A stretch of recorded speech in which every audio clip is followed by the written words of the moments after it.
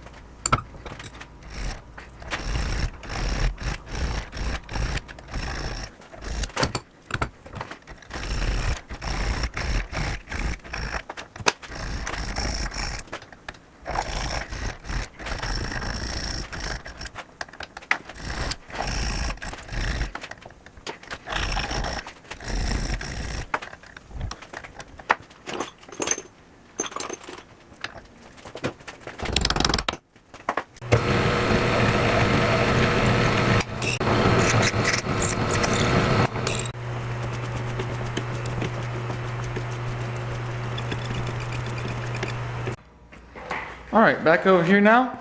I've got all the pieces. What I'm doing right now is I'm just going to epoxy this onto here. I finished putting this. There'll be a set screw in there. That filing turned out okay. It's not a perfect square by any means, but it'll work. So I'm just mixing up some epoxy here. Just put a little bit on there.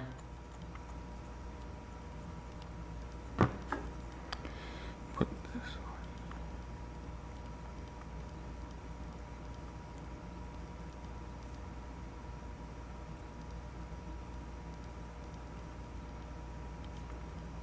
There, just like that. Then I'll wipe off the extra right here.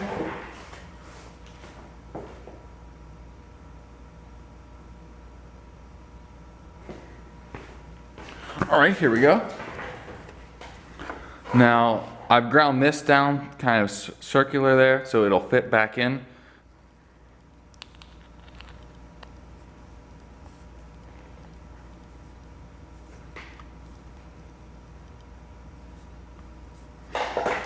Okay, this is in here. Now I can get this little set screw and tighten it up.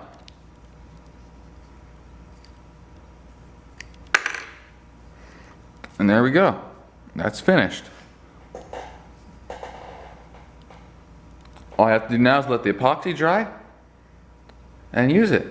I'm very happy with how this turned out actually. And I'm sure you'll see it on some future videos because I know I'll get some use out of this.